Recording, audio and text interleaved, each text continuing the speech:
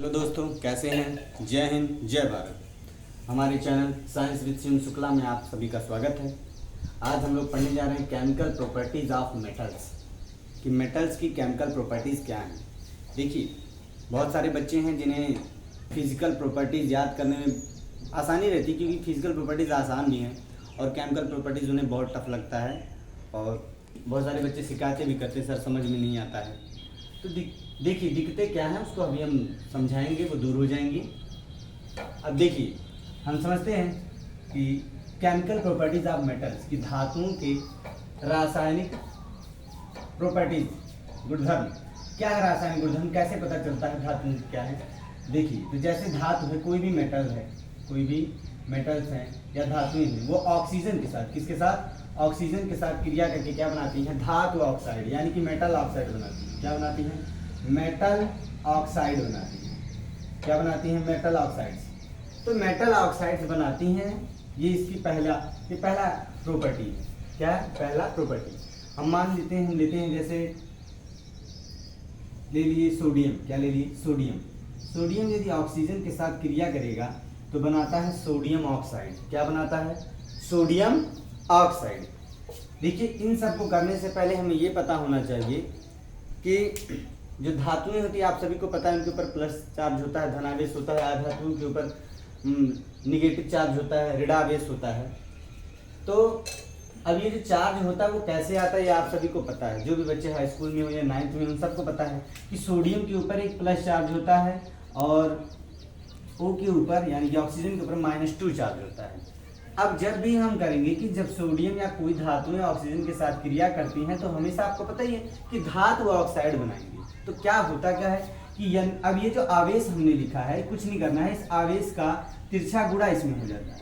और एक चीज, यदि आवेश बराबर हो तो तिरछा गुणा करने की जरूरत नहीं है। जब आवेश बराबर नहीं होते हैं तब हम आवेशों का तिरछा गुणा करते हैं। अब इस 2 का गुणा सोडियम के यहाँ होगा और इस +1 का गुणा ऑक्सीजन के यहाँ नीचे होगा। तो क्या हो जाएगा, ये हो जाएगा Na2O। बड़े आसानी से आपको समझ में आया होगा। देखिए दोबारा कि सोडियम पर +1 चार्ज होता है, प्लस ऑक्सीजन पर -2 चार्ज होता है, तिरछा गुणा हुआ, बन गया Na2O। क्या बन गया? सोडियम ऑक्साइड बन गया। क्या बन गया? Sodium oxide. तो हमने क्या पढ़ा कि जब कोई धातु जैसे सोडियम ऑक्सीजन के साथ क्रिया करती है तो क्या बन जाता है? धातु ऑक्साइड बन जाता है। यह केमिकल प्रॉपर्टीज ऑफ मेटल, ये पहली प्रॉपर्टी। क्या है ये पहली प्रॉपर्टी है। अब आप सभी एक बार दोबारा बता दें कि सोडियम के ऊपर एक प्लस चार्ज होता है, ऑक्सीजन के ऊपर -2 चार्ज होता है। जब आवेश भिन्न भिन्न हो, अलग अलग हो, किसी पर +1, किसी पर +2, किसी पर +3, तो आवेशों का तिरछा गुणा हो जाता है। यदि आवेश समान हो तो तिरछा गुणा करने की कोई आवश्यकता नहीं है। आप ज्यों कहते हैं उठाकर वैसे ही रख दीजिए, आपका वही आंसर होगा। अब एक चीज और, अभी और क्या इसमें रह गया है, अभी हमको इसको बैलेंस करना है। समीकरण को कैसे बैलेंस करेंगे? देखिए, बैलेंस करने के लिए यदि यहाँ पर सोडियम 2 है और यहाँ पर सोडियम 1 है तो हमें इसको बैलेंस करने के लिए पहले लिख लेते हैं कि Na+O गिव्स आउट Na2O। ये हो गया। लेकिन एक चीज और कमी रह गई, ऑक्सीजन केवल O के फॉर्म में तो रहती नहीं है, O2 के फॉर्म में रहती है। किसके फॉर्म में रहती है? O2 के फॉर्म में। अब देखिए, तो सोडियम ऑक्सीजन के साथ क्रिया करके Na2O सोडियम ऑक्साइड बनाती है। अब यहाँ सोडियम 2 है, यहाँ 1 है, तो पहले आप क्या करिए, एक काम करिए, पहले ऑक्सीजन को बैलेंस करते हैं। यहाँ ऑक्सीजन 2 है, यहाँ ऑक्सीजन कितने हैं? 1 है। तो एक काम करिए, यहाँ तो 2 जोड़ नहीं सकते क्योंकि गलत हो जाएगा, फिर फॉर्मूला हमारा ही गलत हो जाएगा। हमें जब भी जोड़ना है आगे जोड़ना है। कहाँ जोड़ना है? आगे। तो यहाँ 2 ऑक्सीजन हो गया, लेकिन सोडियम 4 हो गया। सोडियम कितने हो गए? 4 हो गए। तो 2 दूनी 4 सोडियम। अब यहाँ क्या करेंगे, हम 4 से गुणा कर देंगे। क्या कर देंगे? 4 से गुणा। समझ में आ रहा होगा आपको क्यों हमने ऐसा किया, ताकि हमारा समीकरण क्या हो जाए? बैलेंस हो जाए। अब ये इस तरीके से आप एक साथ लिख सकते हो, 4Na+O2 गिव्स आउट 2Na2O। यहाँ हमारा बन गया सोडियम ऑक्साइड। समझ में आया होगा। अब देखिए, अब एक चीज और समझ लेते हैं। जितनी भी धातुएं हैं वे ऑक्सीजन के साथ क्रिया करके धातु ऑक्साइड तो बनाती हैं, लेकिन कुछ धातुएं बहुत तेजी के साथ ऑक्सीजन के साथ क्रिया करती हैं, कुछ धातुएं उतनी तेजी के साथ क्रिया नहीं करती हैं। कुछ धातुएं गर्म करने पर ऑक्सीजन के साथ क्रिया करती हैं। और जैसे अब बता दूं मैं, कुछ धातुएं ऐसी होती है जो जल्दी क्रिया ही नहीं करती। जैसे आपका हो गया सोना हो गया, जैसे एरम हो गया, एजी अर्जेंटम हो गया, ये सब धातुएं ऐसी हैं, जिंक हो गया, कि जल्दी क्रिया नहीं करती हैं। समझ में आ रही बात। तो जो धातुएं होती हैं उनकी सक्रियता होती है, क्या होती है, सक्रियता, उनकी रिएक्टिविटी होती है। तो जितनी धातुएं रिएक्टिविटी होंगी उतनी ही तेजी के साथ ऑक्सीजन के साथ क्रिया करेंगी। वैसे ही जल के साथ क्रिया करती हैं, वैसे ही अम्ल के साथ करती हैं, और कंसंट्रेट एसिड के साथ करती हैं, डाइल्यूट एसिड के साथ करती हैं।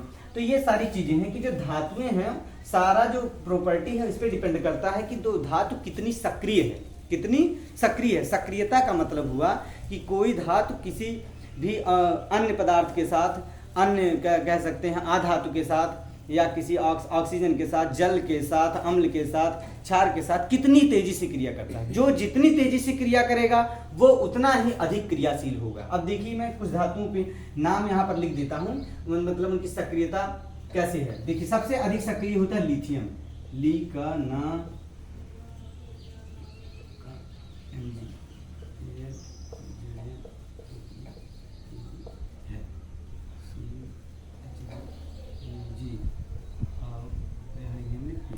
देखिए मैंने इस तरीके से लिख दिया।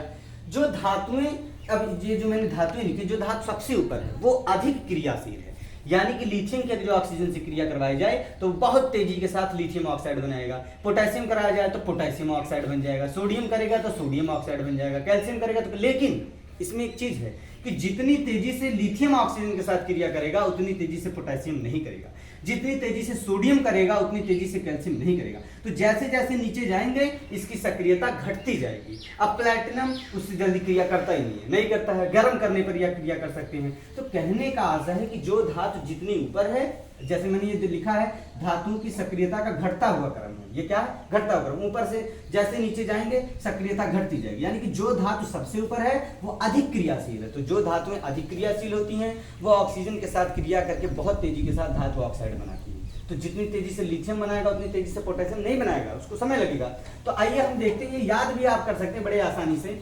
जैसे इसको आप कैसे याद कर सकते हैं, लिखना है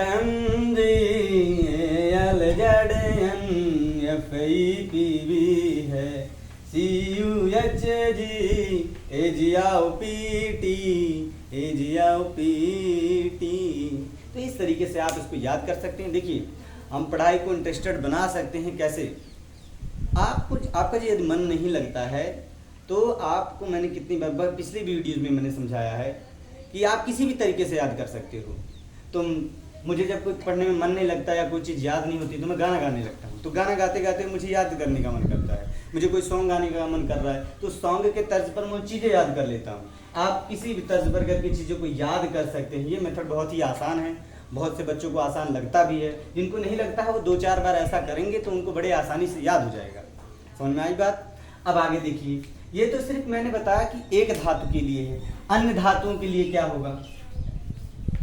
अब देखिए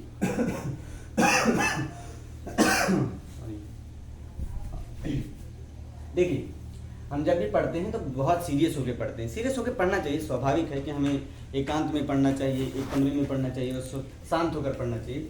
अब देखिए मान लीजिए हमने ले लिया मैग्नीशियम, क्या ले लिया, मैग्नीशियम। तो मैग्नीशियम ऑक्सीजन के साथ क्रिया करता है तो बनाता है, क्या बनाएगा। अब इसको करने से पहले हम लिखते हैं, अभी सिर्फ एक को लिख रहे हैं, समझिए क्यों। मैग्नीशियम पर +2 चार्ज होता है, ऑक्सीजन पर -2 चार्ज होता है। मैंने इससे पहले बताया था कि जब आवेश बराबर हों तो आवेशों का तिरछा गुणा नहीं करते हैं, ज्यों का त्यों हम उसको ऐसे रख देंगे। तो देखिए MgO क्या बन जाएगा, MgO बन गया मैग्नीशियम ऑक्साइड। क्या बन गया, मैग्नीशियम ऑक्साइड। अब मैग्नीशियम ऑक्साइड बन गया। अब इसको करना क्या है, हमें थोड़ा सा ये करना है कि इसको इक्वल कर लें। कहो इधर भी एक मैग्नीशियम, इधर भी एक ऑक्सीजन, एक ऑक्सीजन, सही है। लेकिन नहीं, O2 के फॉर्म में होता है। किस फॉर्म में होता है, O2। अब देखिए MgO, एक मिनट सर, MgO।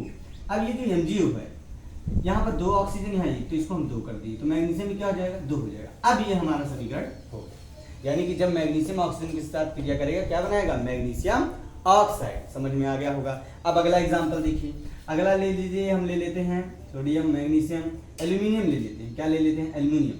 यदि एल्यूमिनियम ऑक्सीजन के साथ क्रिया करेगा तो एल्यूमिनियम पर +3 चार्ज होता है, आप सबको पता है। ऑक्सीजन पर -2 चार्ज होता है। तो जब क्रिया करेगा तो ये यहाँ चला जाएगा, ये -2, इसकी तिरछा गुणा आप करिए तो बन जाएगा Al2O3।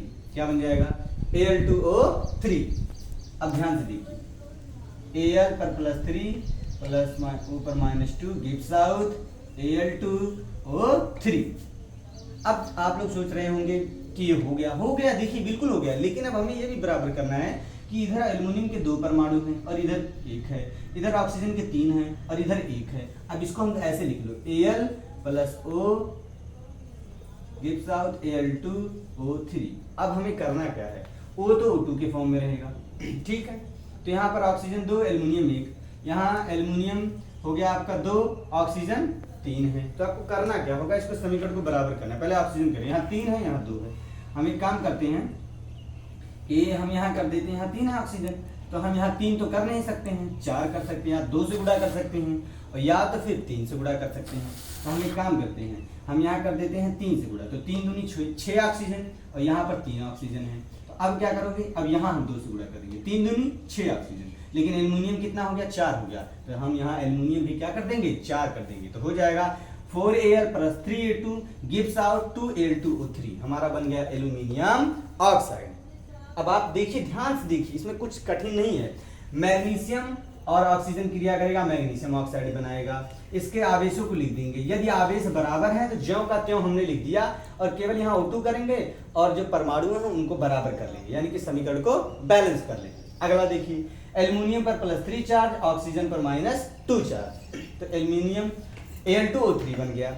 अब करना क्या है, इसको डायरेक्ट ऐसे आप लिख लीजिए Al2O3, बाद में समीकरण को बैलेंस करने के लिए दोनों तरफ परमाणुओं की संख्या बराबर कर लीजिए। इधर देखिए 2 ही एल्युमिनियम था तो हमने 2 से गुणा कर दिया, तो 4 एल्युमिनियम, इधर भी 4 लिख दिया, 4 एल्युमिनियम हो गया। अब यहाँ ऑक्सीजन क्या कहते हैं, 3 दूनी 6 हो गया, तो यहाँ पर भी हमने 3 से गुणा कर दिया, तो 3 दूनी 6 ऑक्सीजन हो गया। अब समीकरण बराबर है। तो इस तरीके से ये पहली प्रॉपर्टीज थी कि जब धातुएं जो है ऑक्सीजन के साथ क्रिया करती हैं तो धातु ऑक्साइड बनाती हैं। क्या बनाती हैं, धातु ऑक्साइड बनाती हैं। इसी तरीके से धातुएं जब जल के साथ क्रिया करती हैं तो धातु हाइड्रोक्साइड बनाती हैं और H2 गैस निकलता है। क्या बनाती हैं, धातु हाइड्रोक्साइड बनाती हैं और H2 गैस निकलता है। अब देखिए ध्यान से, ये जो मैं वीडियो बनाता हूं तो बच्चों को थोड़ा ध्यान से ये देखना है हमें कि सर कर क्या रहे हैं। यदि आपको समझ में नहीं आता है तो कृपया करके कमेंट जरूर कीजिए, ताकि मैं समझ सकूं कि क्या ऐसी चीज़ है जो मैं नहीं समझा पा रहा हूं, ठीक है। तो और जिन बच्चों का पढ़ाई में मन नहीं लग रहा है तो कृपया पढ़ाई में मन लगाएं, क्योंकि पढ़ाई के सिवाय और क्या कर सकते हैं। इस उम्र में देखिए क्या होता है, खेलना भी जरूरी है, हर कार्य करना भी जरूरी है, लेकिन आज के समय में बच्चे रील्स बहुत देख रहे हैं, वीडियोज़ जो है फालतू की बहुत देख रहे हैं।